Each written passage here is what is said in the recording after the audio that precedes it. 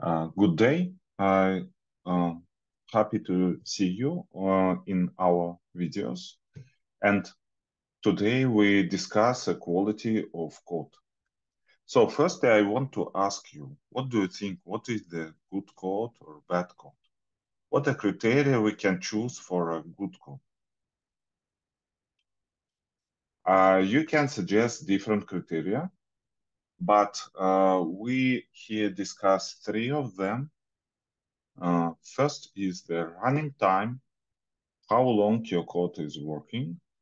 Second one is what is the size of memory that your program use.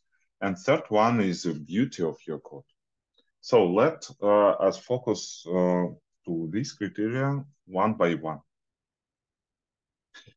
Firstly, what is the running time? It is how fast your program is working. It is also known as a time complexity.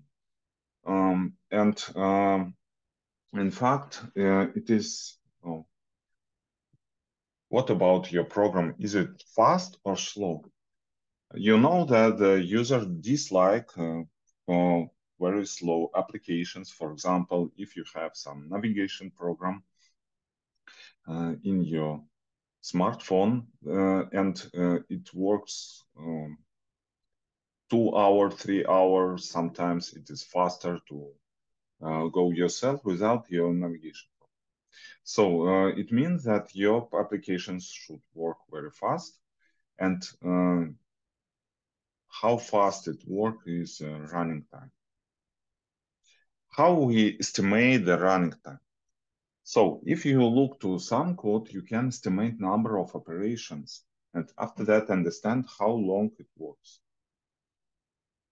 But if you have code like this, yeah, only one operation solve, is it fast or not? So definitely it depends on this method solve. What inside this method, and that's why it is important to understand how long work each line of your code, and we should count a number of elementary operations, the operations that we know works about the same time, and it is not so complex. As such operations, we consider just arithmetic operations like sum, plus, minus, multiplication, and so on. It is also assigned to some variable and looking to some element of array. So such an operation we call elementary, and we count how many elementary operations in our code. Depends on it, we can estimate the running time. If the number of operations is about 10 million, then it is about 100 milliseconds. So 100 millions, it is 1 second, and so on. If we have 10 billions, then it is about 1 minute. 10 to the 12, then it is 1.5 hours. And we can also understand when it worked 1 year, 1 day, and maybe very long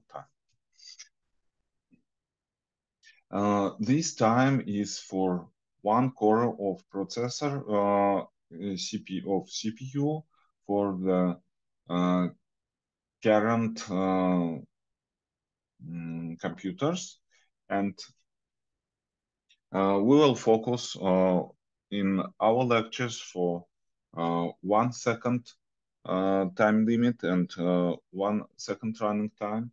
So we try to code program solutions of some problems and write a program such that it work about and the 1 second, and it do about to the 8 operations. Why the 1 second? Because it is typical response time for user interface. If your program works half a second or quarter second of a second, user cannot understand this difference. Yeah, that's why this 1 second is the typical time limit for our solutions. So for about memory, we can estimate also number of elements. So when we discuss memory, I mean not the memory on HDD, but we mean memory of your application. So in RAM. So, and when we want to estimate size of memory, we should look to our variables. We can count the number of variables and elementary variables. I mean, if we have an array, it is in this array, there are 100 variables. In this array, 354 variables. So this number of elements of some complex variables, such as list or some classes, you can count each for class, each field, and size of each field, sum them, or list number of elements in list, and so on. So if it's complex, you just count number of elements inside and multiply size of each element. And if you use languages like Java or C++ or C#, then you use some types, and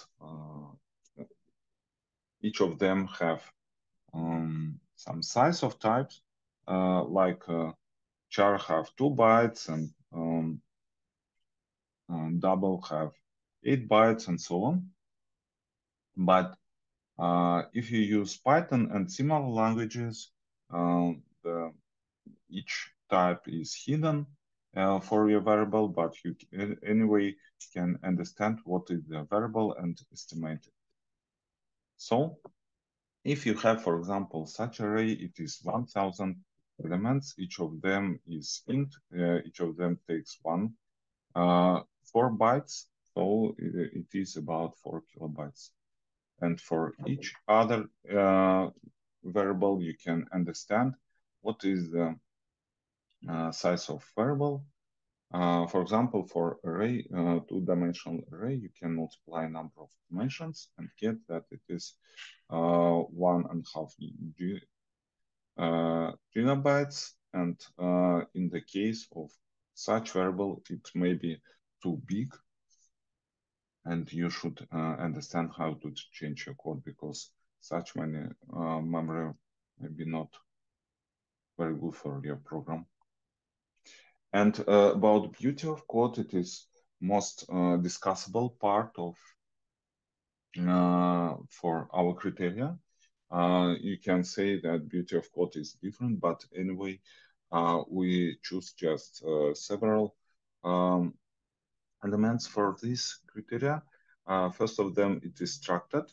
So if you can convert your program to easily to structured code, then do it. If, for example, you have a break in your for such one, but you can write without break in your for, it is what we want, because many points for stopping your cycle or stopping your function with many returns, it's not useful when you read your code. And it should be short if it is possible. So I mean, if we have a code that can be much shorter than existing one, we should do it, should change it. And also it should be clear. Yeah, if it's possible, you can, you should change your code such that it is clear for others. So we will discuss it, and sometimes for one people, for some person, code is beautiful. For another person, it's not so beautiful. But we'll try to focus on these 3 points and make our code beautiful from this point of view. So there are 3 criteria: um, time, memory, and beauty. And in our course, we will improve them using 2 items: algorithms and data structures.